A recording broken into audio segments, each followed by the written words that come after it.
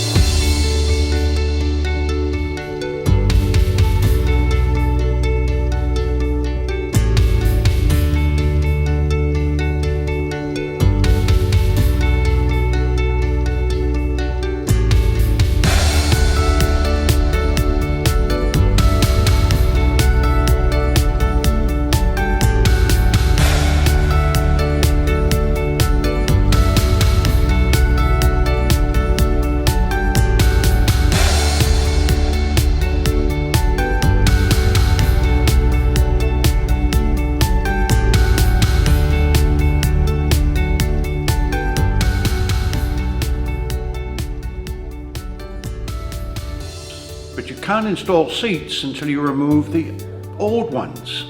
And this was amazing.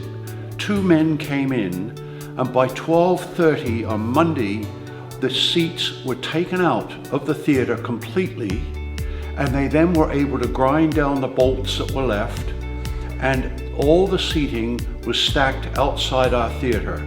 And so it was just amazing to see that at one point, first thing on Monday morning, a full theatre, and by 12:30 the seats were gone. So it's been a very successful week, and obviously tremendous credit goes to Sven Sander for what he has done as far as the organizing everything is concerned. So the theatre management committee, with the leadership of Gary, has just done as much as they could possibly do, so that we did not have to pay professionals to remove and do things that we have chosen to do. So we're really excited about this, and I think you're going to be so amazed when you see our final product as we bring in the new Renovations after 50 years of us being in this wonderful theatre.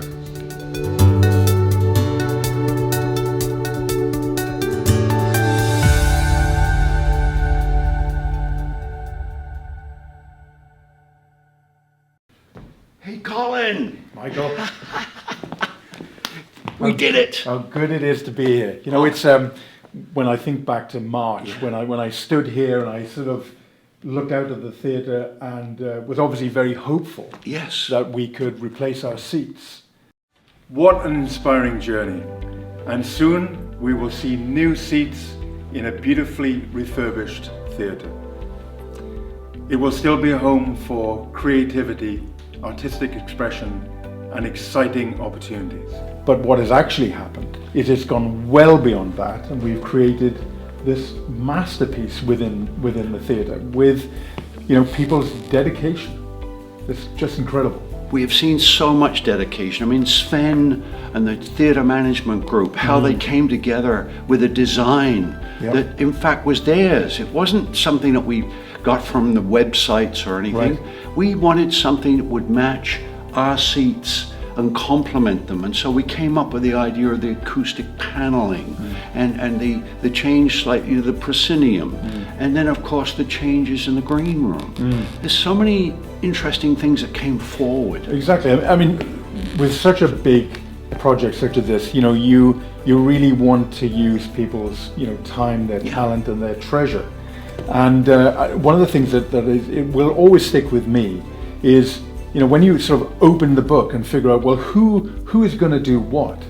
There is just so much in here in terms of, you know, the skills, the for example, the procurement process. We needed to provide confidence to people who were going to sponsor, donate, or invest, that we were undertaking a process that they could have confidence in, that we had, you know, purchased the right seats at the right cost from a supplier that was going to be reliable, and the proof is right here for everybody to see. It's been absolutely amazing. Well, speaking of that, I mean, what surprised me tremendously was the seats were delivered on August the 25th, on the Monday. On Tuesday morning, it was completed. That's how efficient that they were in putting in the system in place that set up everything, and it was just wonderful and so quick. Exactly. You know, and I think the whole thing has been just an enormous team effort. You know, there's been a fundraising team. There's been, you know, the work that the marketing team has done to be able to get the message out there and encourage people to sponsor the seats and get involved. The work that the box office has done has been absolutely incredible. The bookkeeping that was required to track all of this has been extraordinary. You know, at just about every level, people have been involved. You know, Colin, one of the things that also amazed me was these curtains. We had to take them down, and then when they came back from the cleaners in Victoria, we had to rehang them. And what I was so pleased and proud of is that, in fact, it was our younger members who came and stood up on a 20-foot ladder, and when we had Ben, Noah, and we had Liam, they came forward and they took on and did it for us, where us old farts couldn't quite get up that high.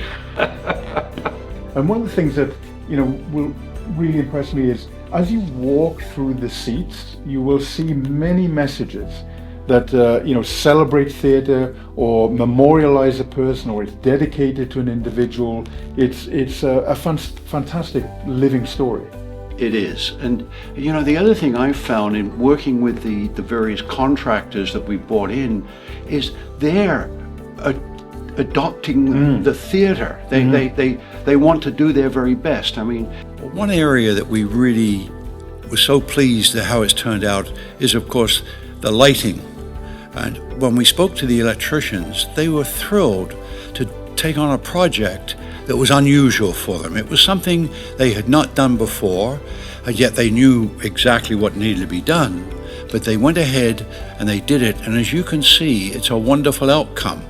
But as I say, it was just fun to work with them and see just how much they were enjoying what they were doing.